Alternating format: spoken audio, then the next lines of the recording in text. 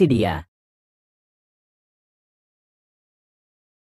Paman, kenapa kau memukulku lagi, anak durhaka? Hati-hati, suatu hari nanti kau akan mati. Bagaimana caranya? Kau bahkan tidak tahu. Maksudnya apa sih? Seandainya bukan, melihat ini adalah harta warisan keluarga, aku sudah lama. Tuanku, cincin giok ini dibuat pada akhir dinasti Qing. Warnanya hijau cerah dan tembus pandang. Konon merupakan barang milik keluarga kerajaan. Harga awal 100.000.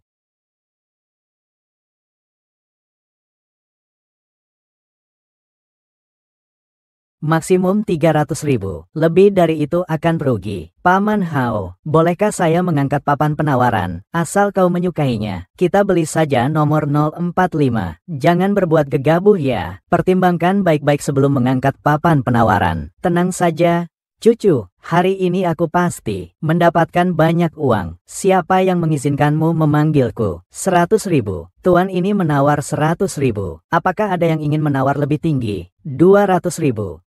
100 juta. Tuan ini menawar 100 juta. Apakah ada yang mau menawar lagi? Lanjutkan.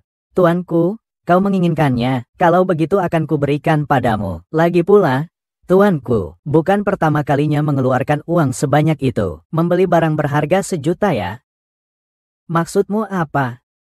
Aku hanya merasa, cincin ini pasti bernilai 1 juta. Aku tidak percaya, kali ini dia masih bisa menilai dengan tepat. 1 juta sekali. Apakah ada yang ingin menawar? Xiao Tian tidak melanjutkan. Aku lihat cincin ini, kualitasnya bagus sekali. 100 juta? 3 kali, terjual. Selamat untuk bapak ini. Paman, aku yakin, harga cincin ini pasti lebih dari 1 juta. Kenapa aku merasa dia memintamu? Tidak mungkin, orang desa seperti dia sama sekali tidak mengerti tentang penilaian barang antik. Bodoh. Paman, selanjutnya, barulah itu yang utama. Tunggu saja, hari ini pasti akan membuat tuan untung besar. Semua orang bisa melihat 2 potong bahan baku ini. 1 sudah dibuka jendela langit-langitnya, yang lain masih bahan baku murni. Yang sudah dibuka jendela langit-langitnya, harga lelangnya 10 juta, yang lain 5 juta. Setelah dibeli langsung dibuka, 10 juta. Tinggi sekali. Bagaimana kalau yang keluar adalah barang rongsokan? Bukankah itu akan sangat merugikan? Tapi, itu sudah sangat hijau. Mungkin juga barang berharga. Yang ini belum dibuka, sulit dikatakan. Xiao Tian, pilih yang mana?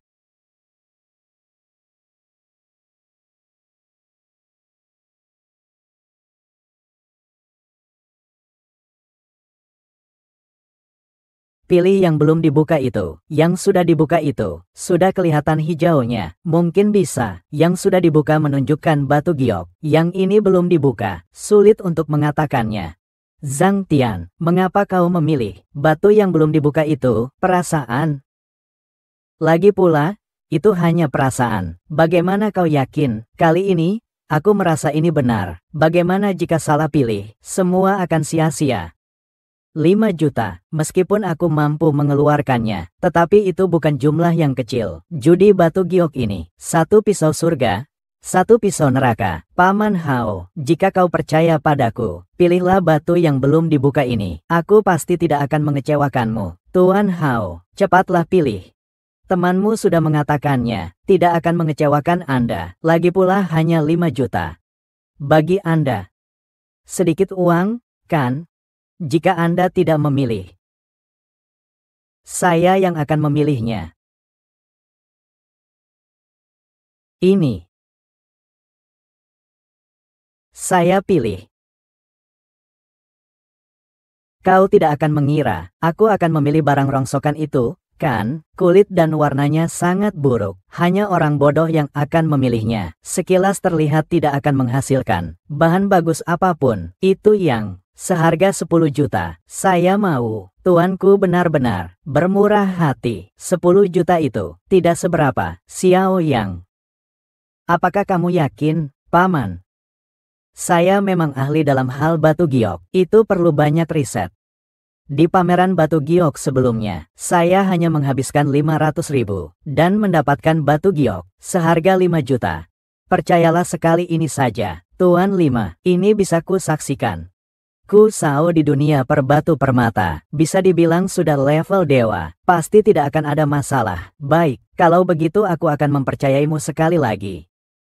Tuan Hao, kenapa tidak cepat-cepat memilih? Jangan sampai kamu tidak memilihnya, nanti akan habis. Batu yang rusak itu, tidak ada yang menginginkannya, terlihat seperti bahan limbah. Tuanku, kami percaya pada penilaianmu. Batu yang kau pertaruhkan itu, pasti itu harta karun. Xiao Tian, bagaimana kalau kita batalkan saja? Paman Hao, percayalah sekali ini saja kepada saya. Jika salah, saya akan menerima hukuman dari Bapak. Bukan maksudku seperti itu. Semua orang bilang, batu ini ada masalahnya. Kalau tidak, Paman Hao, percayalah sekali ini saja kepada saya. Kalau tidak, sudah terlambat. Zhang Tian, kau serius? Tentu saja. Bagaimana mungkin aku bercanda tentang uang? Paman Hao, 5 juta ini, aku tawar 3 juta. Jika rugi, tanggung jawabku. Kata-kataku sebelumnya, masih berlaku. Kita bagi 2, 50/50. Bagi 46, 40/60. Aku 4,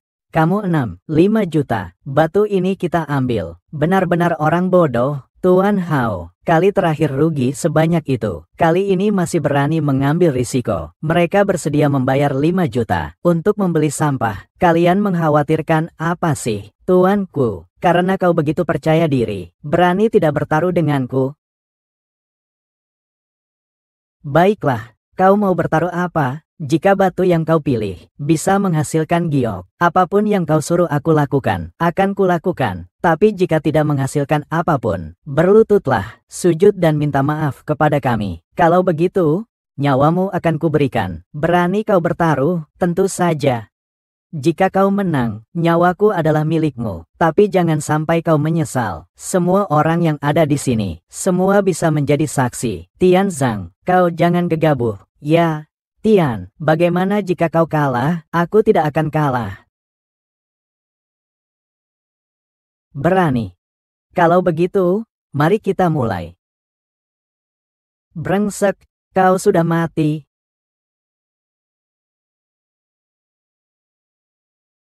Kaca berkualitas tinggi. Ini benar-benar kaca berkualitas tinggi. Bahan apa ini yang belum dibuka itu? Zhang Tian, Xiao Tian, untung besar, kualitas terbaik, setidaknya bernilai 100 juta. Aku salut padamu, aku benar-benar salut padamu. Tidak mungkin, potongan milikku. Tuanku benar-benar sengsara sekarang, 10 juta, hanya untuk membeli barang rongsokan. Bagaimana mungkin?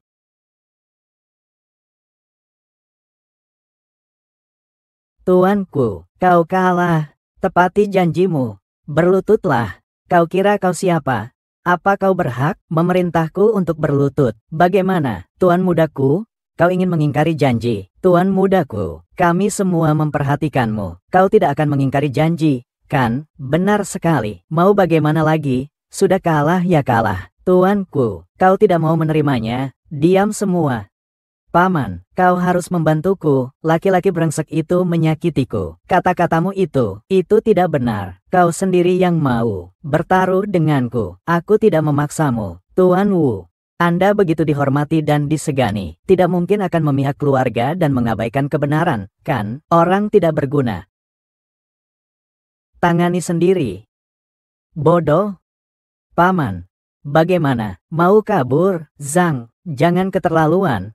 Kalau kau mau bertindak semena-mena, bisa juga, aku bisa melepaskanmu. Lagi pula, aku sudah bertemu banyak orang yang tidak tahu malu. Banyak sekali. Mau mengakui? Sujud ya sujud.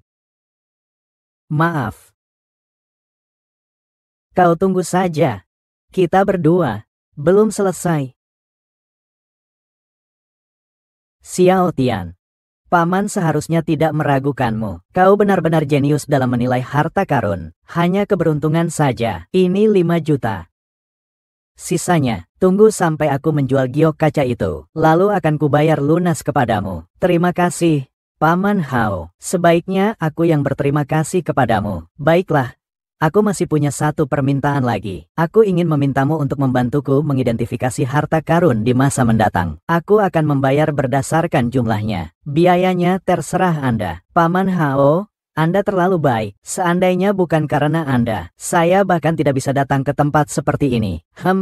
Lain kali, jika Anda butuh sesuatu, langsung saja hubungi saya. Ah, itu bagus sekali, Zhang Tian. Saya juga ingin meminta bantuanmu. Ada apa ya mau menyuruhku? Tidak ada apa-apa. Ah, aku hanya bercanda. Nanti, Nona cucu, jika kau ingin menyuruhku melakukan apapun, aku selalu siap. Apa?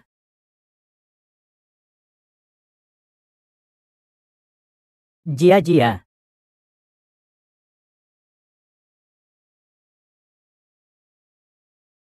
Jia-jia, bangun.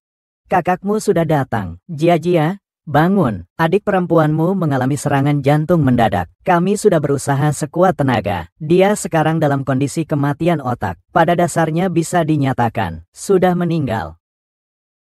Mati otak. Apa itu mati otak? Setelah pasien mati otak, akan jatuh ke dalam koma yang dalam. Pernapasan spontan berhenti, tetapi biasanya jantung masih berdetak. Dalam dunia medis disebut mati otak. Jika jantung masih berdetak, berarti belum meninggal. Dokter, uangnya sudah saya bawa. Bukankah Bapak bilang kalau operasi dilakukan dalam 3 hari? Adik perempuan saya akan baik-baik saja. Dokter, waktunya belum sampai. Silakan lakukan operasi pada dia. Pak Zhang, saya mengerti perasaan Bapak, tetapi pasien dengan kematian otak, komplikasi akan segera muncul. Bahkan operasi pun tidak akan berhasil. Selama masih ada detak jantung, dia belum meninggal.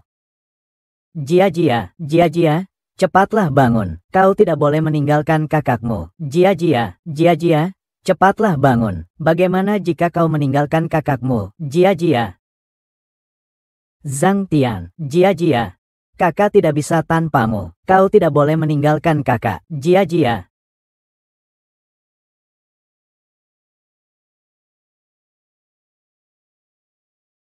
Dokter, mengapa adik perempuan saya mengalami jantung berdebar? Sudahkah kamu menemukan penyebabnya? Penyakit adikmu memang mudah memicu jantung berdebar. Itu adalah hal yang normal. Bagaimana bisa normal? Normal seperti apa? Jantungnya jelas. Aku bisa melihatnya karena aku punya mata X-ray. Jadi aku bisa melihatnya. Ini sebenarnya apa? Dokter, bisakah Anda memeriksa adik perempuan saya lagi? Terutama bagian jantungnya. Saya bilang kau ini, kenapa bersikeras sekali? Adik perempuanmu sudah meninggal. Jika ingin diperiksa, hubungi petugas forensik. Kami hanya mengurus orang yang masih hidup. Ulangi lagi, kau mau apa? Ini namanya membuat keributan di rumah sakit. Awas!